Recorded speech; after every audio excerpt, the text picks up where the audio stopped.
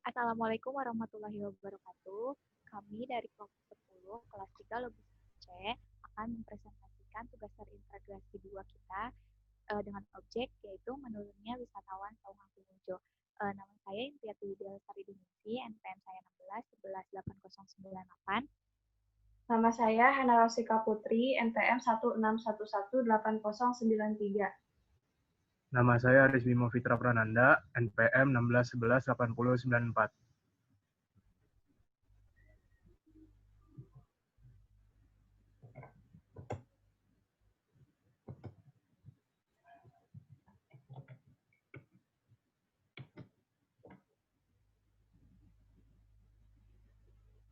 Di slide pertama ini menjelaskan tentang deskripsi sistem. Seiring dengan berkembangnya zaman dan teknologi membuat penyedia acara dan pemilik Saung Ujo ini menjadi resah dikarenakan anak zaman sekarang kurang memperhatikan budaya dan seni tradisional. Maka di sini Saung Angklung Ujo itu bingung kenapa, apa yang membuat wisatawan kurang minat pada Saung Angklung Ujo ini. Nah, menurutnya wisatawan Saung Angklung Ujo ini dapat dilihat dari data pengunjung setiap tahunnya. Nah, pada tahun pertama itu 2011, dari tahun 2011 itu Saung Angklung Ujo terus naik sampai tahun 2016. Namun di 2017 itu mengalami penurunan hingga sekitar kurang lebih 30.000 wisatawan. Tidak ada yang dominan mana yang lebih banyak menurunnya antara wisatawan dengan wisatawan asing. Nah, penurunan grafik pengunjung ini bisa jadi dikarenakan faktor internal dan faktor eksternal. Selanjutnya,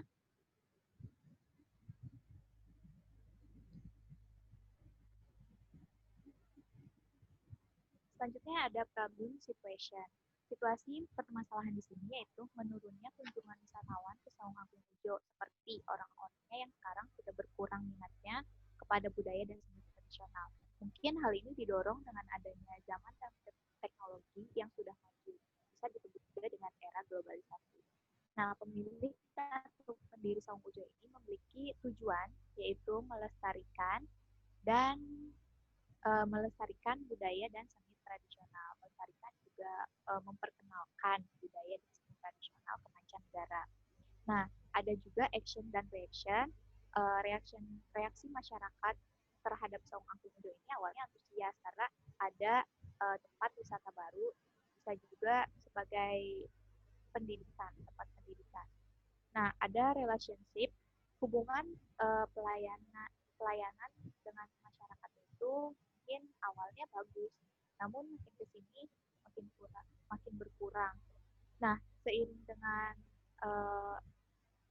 berjalannya waktu atau dari tahun ke tahun itu Saung Angklung Ujo ini harga tiketnya selalu naik, tapi pelayanannya tetap begitu-begitu saja gitu.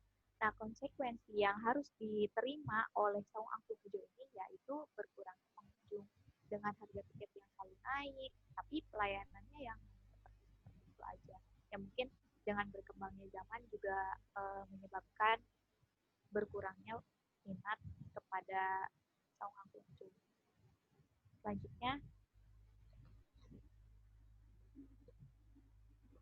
Selanjutnya ada RPD dan deskripsinya. Nah, di sini ada wisata Saung Angklung Ujo, di mana itu waktu pertunjukannya jam 15.30 sampai jam 7. Terus harga tiket masuk untuk wisata mancanegara dan domestik itu sekitar 75.000. Jumlah pengunjung tahun 2016 itu ada 269.493. Sedangkan jumlah pengunjung tahun 2017 ada 231.564. Dan di sebelahnya ada tempat wisata lain yang jam operasionalnya mulai dari jam 9 sampai jam setengah 6 dengan harga tiket masuk 50.000. Nah, di sini otomatis para pengunjung lebih memilih untuk ke tempat wisata yang jam operasionalnya buka lebih pagi dan harga tiket masuknya lebih murah. Lanjut, Nak.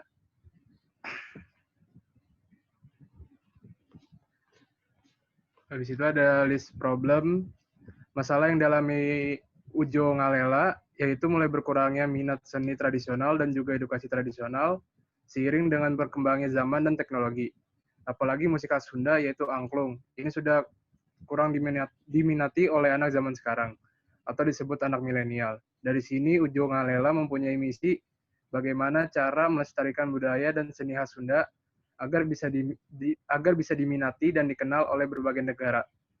Dengan visi yang kuat, akhirnya Ujo Ngalela dapat membangun tempat di mana di situ bisa mengembangkan dan mempertunjukkan budaya dan seni tradisional, yaitu Saung Angklung Ujo.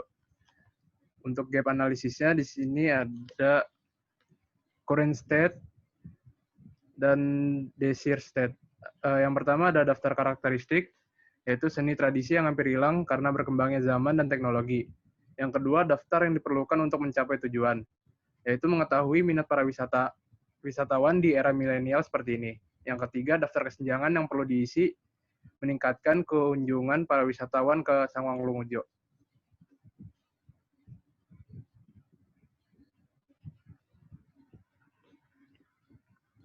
Selanjutnya, saya akan menjelaskan 6 elemen problem atau 6 elemen masalah. Yang pertama itu adalah pembuat keputusan, di mana pembuat keputusannya itu adalah pemilik Saung Angklung Ujo, atau lebih tepatnya itu adalah direktur dari Saung Ujo itu tersendiri. Yang kedua adalah tujuan pembuat keputusannya itu adalah untuk meningkatkan kedatangan wisatawan, baik wisatawan domestik maupun wisatawan mancanegara. Dan yang ketiga itu ada kriteria keputusan, di mana kriteria keputusan dari Saung Angklung Ujo ini adalah untuk meningkatkan kembali kunjungan para wisatawan. Selanjutnya adalah ukuran kinerja, di mana ukuran kinerja dari Saung Ujo ini adalah untuk meningkatkan adanya peningkatan kedatangan para wisatawan. Dan ada input kontrol, di mana input kontrolnya itu adalah untuk menentukan faktor daya tarik para wisatawan itu seperti apa. Dan yang terakhir itu adalah konteks, di mana konteksnya itu berada di Saung Angklung Ujo sendiri.